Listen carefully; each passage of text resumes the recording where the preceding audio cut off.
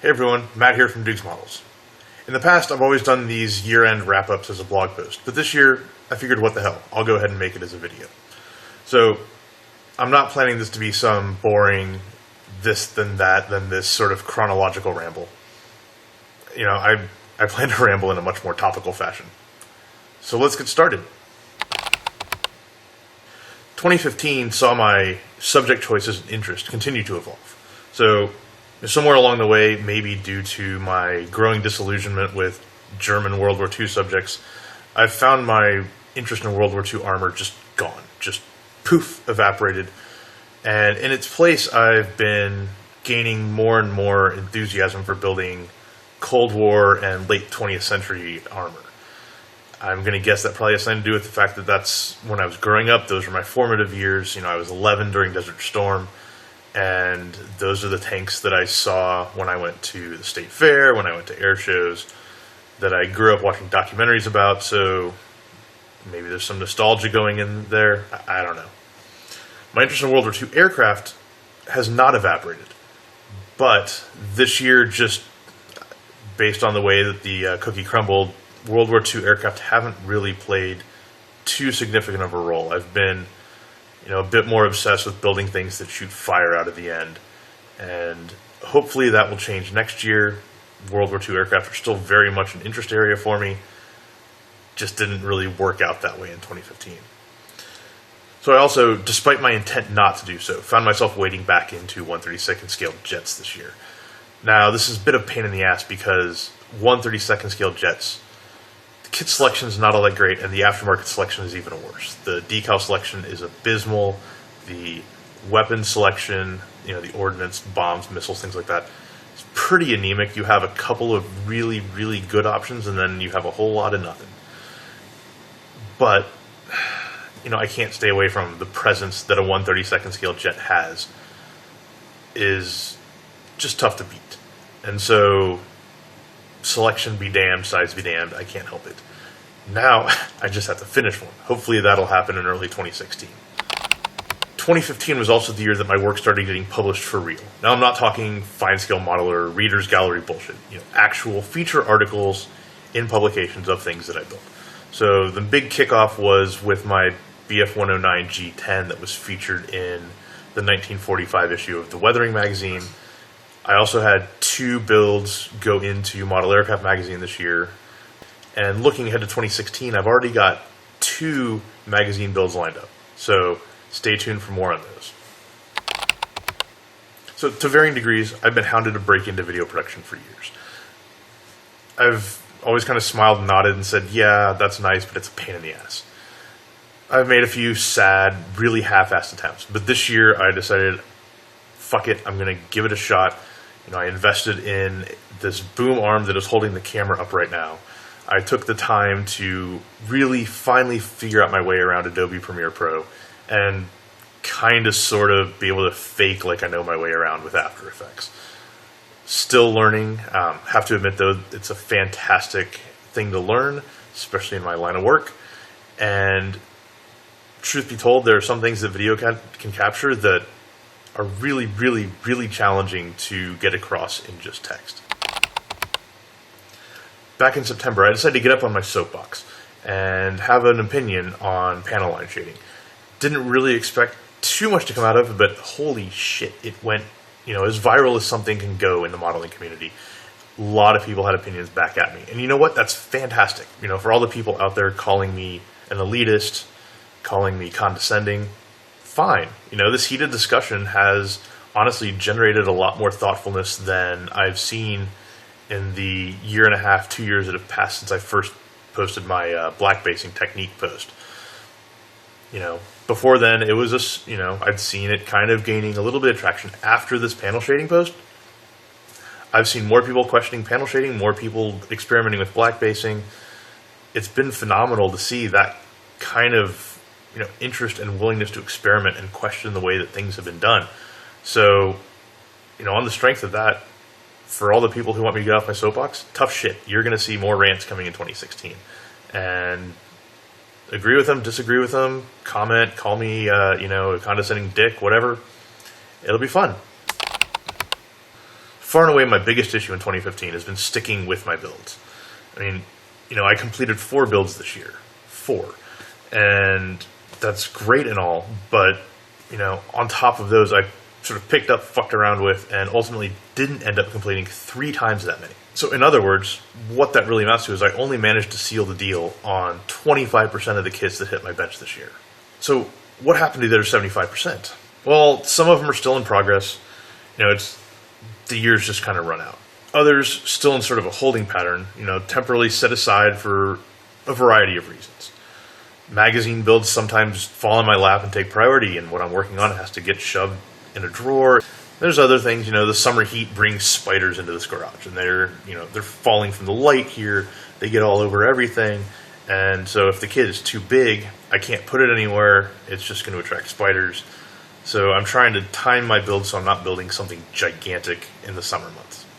Other times, I just straight up lose momentum. Gone. I'm working on something, and all of a sudden I have no desire to work on it. I've learned, this is a hobby, and you can only force things to a certain degree before it starts becoming work instead of a hobby.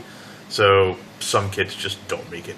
Other times, I'll crack open a build, I'll start putzing around with it, and I'll realize this kit sucks, and I have no desire to build it. And, yeah, that sucks that I paid money for it, but it would suck more to kind of sit there and suffer through it and hate it and end up stalling everything else out in the process. So back in the box, back on the shelf. Maybe one day I'll have some sort of, kick to the head and decide I love dealing with shitty kits. But for right now, where I'm at in life, not happening. So looking ahead to 2016, I'm usually it's like, well, I want to, I built 8 kits last year. I want to build 9 this year. I'm not doing that this year. I'm not going to make any sort of goals based around volume output whatsoever. My goal is to up that completion rate. The kits that hit my bench, I want them to hit the bench and go into the display cabinet fully finished, happy, and done. Because honestly, 25% just blows ass. So that seems like the perfect segue into the builds that I actually did complete this year. So first up, to me, is Big Corsair. Now, the Birdcage Corsair, I polished it off at the beginning of the year and loved it. Whatever praise you've heard about this kit, it's totally warranted. It's probably the single nicest kit that I've ever had the pleasure of working on. The detail is just phenomenal. The engineering is ingenious in many places, and the fit is somehow even better than that. Next, after screwing around with some other builds, I was inexplicably drawn to Kitty Hawk's AH-1Z Viper that they released earlier this year. Probably has a lot to do with the fact that the AH-1W is my favorite helicopter. Again, my growing up during Desert Storm roots are showing here. There's not really a great kit of the AH-1W on the market, but its modern evolution just kind of sucked me in. And overall, the kit itself, rather good, though a few areas proved frustrating. The lack of the fold mechanism detail on the rotors, less than great seats. I mean, the Hellfire's lacking clear seeker heads, which was a total bonehead move by Kitty Hawk. I love a lot of what they're doing with kits these days, but shit like that, cut it out, guys. For those Hellfires, I actually ended up having to use plastic from Hasegawa's Longbow Apache. Little did I realize that the Hellfires are somehow a gaping hole in the modeling world. Eduard is making Brasson kits of every missile that's ever been made, it seems. No Hellfires yet. So, you lovely guys at Eduard, if you're listening to this, get off your ass and make some Hellfires for us. After still more screwing around, once I finished the Viper, I was approached about building Kinetic's F-5B Freedom Fighter from Model Aircraft Magazine. Thought, what the hell, interesting little plane, could be a nice diversion from what I'm working on. And the kit itself was frustrating. From an engineering standpoint, it's just not modeler friendly. I mean, it's got a fussy front-rear fuselage join with tons of compound curves and guaranteed gaps and steps in places where there's a lot of detail that you're going to have to sand away. Don't know why on earth they molded it that way, but they did. But I will say that once I got the F5 primed up, it was a joy to paint. Have to hand it to the Hellenic Air Force and to Greece in general. They sure know how to throw a camouflage job on an aircraft. And I look forward to building many more Hellenic subjects in the future. Finally, I finished off Tacom's Leopard C2 in October. Now, the C2 is Canada's Leopard, essentially. It is a 1A3 hull with a 1A5 turret. And also, given Canada's weird love of gigantic turret boxes, it's different from the German 1A5 in that it has this gigantic turret box hanging off the back. I guess it's for Tim Hortons and hockey gear. Sorry for any Canadians I'm offending. Now, Takom's Leopard isn't quite as polished as the Meng Leopard, but I will say that it makes for a quicker build. And that's probably why it's done, and the Meng 1A3 that I was working on is still sitting on the shelf. So those are the 4 kits that I managed to complete this year. I'm pretty happy with, what I got out of those. But unfortunately, I've got a much longer list of kits that didn't make it off the bed. So let's take a look at those. First up, there's Meng's Leopard 1A3, which, again, just never quite got to primer. Next up, there's Hobby Boss's 148th A6E Intruder, which has been on and off the bench intermittently this year. I'll finish it one day, but first I have to get over the whole build-up, clean-up hump and actually get it into paint. Then there's Hasegawa's F4G Wild Weasel. This kit nearly got to paint, but by the time I took it that far, I was just sick of it. The Hasegawa F4G is not a very fun kit to work with. And I just have this, I would say, feeling, but it's more, it's going to happen. Somebody is going to release a new tool F4G, probably sometime within the next year or two. It could be Academy, it could be some other up-and-comer, who knows. It's going to happen. A new Wild Weasel is inevitable. And so the whole time I was sitting there working on the Hasegawa, it was like, what the fuck am I doing? Do I really want to waste these awesome Speed Hunter decals and this awesome Edward Harms and things like that on this kit, or do I just want to wait? So I decided I'm just going to wait. I also toyed with Airfix's 148th Lightning and Revell's 148th F-15E Strike Eagle for a little bit earlier this year. Nothing really serious. With the Lightning, I started taping it together and was like, I have no desire to build this right now. Back in the box. With the F-15E, it was one of those weird things where I was waiting for other things to cure and whatnot. So I pulled it out, messed around with it a bit, got some of the fuselage glued together, and then other projects were ready to go again. So it's kind of sort of started, but not really. I also had Kinetics Mirage 2000B, or BG in Greek terms, in my crosshairs for a while. But honestly, frustrations with the kit and with aftermarket drove it right back into the box. So I tried the Mirage 2000-5, which is the single-seater version. I was happy enough with that until I realized that the canopy that came with the kit was cracked and missing a piece. And so, at that point, yeah, back in the box.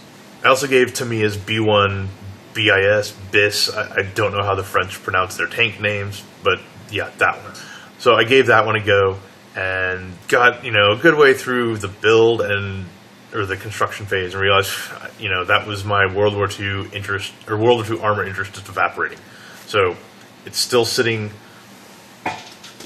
right here, actually. It'll get finished one day, but not today, not tomorrow, not for several months.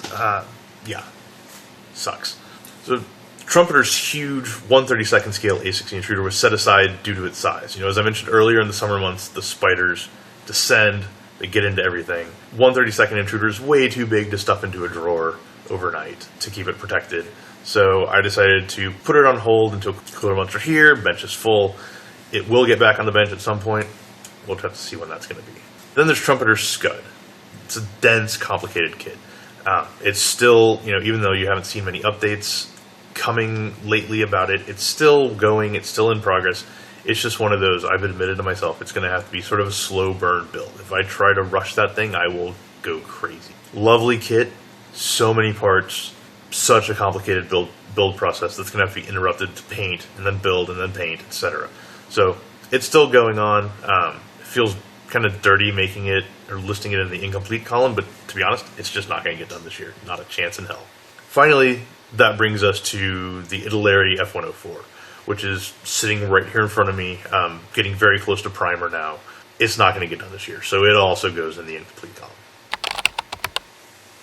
So with 2016 just over the horizon, what do I have in store for the new year? Well, I want to finish up my current works in progress. So I want the big F104, and I want that really dense, complicated Scud built off the bench, cleared away, etc. From there, I'm hoping to pull a few of my stalled builds off the shelf and really give them the attention they deserve. As I mentioned earlier, I already have 2 magazine builds lined up. The first of these is for Model Aircraft Magazine, and it's going to be a 1/72nd scale, which I know, right? 1/72nd scale Revell Sea King with a Whirlybirds conversion to turn it into a Royal Navy Search and Rescue HU-5. So when I first heard about this request, I kind of threw up in my mouth a little bit, because when I think 172nd and Revell, that usually goes to really bad places. But the more I started poking around about the quality of the kit, it's actually a pretty damn solid little helicopter. So, well, as little as a Sea King can get anyway. And so I figured, what the hell, it's an interesting subject. The gray and Dayglow red search and rescue markings are different from what I normally do in an interesting way. The kit is supposed to be fantastic. So, hey, I may build my second helicopter in 2016. So my other magazine build, which is going to be for the Weathering aircraft. If you haven't heard of it, it is the aircraft exclusive spin-off of the Weathering magazine. So no armor, no sci-fi bullshit, no weird figures, just aircraft. So the kit that I'm going to be building for that article is Kitty Hawk's new OS2U Kingfisher. And I'm kind of geeking out about this. The Kingfisher, I've always had a weak spot for it ever since I was a kid. The monogram Kingfisher was really the first kit that I actually put serious effort behind. Looking back now, it would probably look like total ass. But when I came back to the hobby in 2010, that was one of the things I wanted to build, and I was kind of dismayed that nobody had updated the subject. There was no new tooling. So Kitty Hawk has kind of given me a dream come true here with not only a new tool Kingfisher, but a 1/32 scale new tool Kingfisher. And the chance to do an awesome paint job for that, the good old Pacific tricolor camouflage for a magazine build, I can't pass that up. So stay tuned for that later this year. So that's my 2015 and, a brief look ahead to what's coming up in 2016. What about you? What do you have going on in 2016? What are your hopes? What are your dreams? What are you afraid of? Let me know in the comments, on the YouTube channel, on the blog, on Facebook, wherever. And if you want to call me a condescending elitist dick, totally welcome. Have a good one.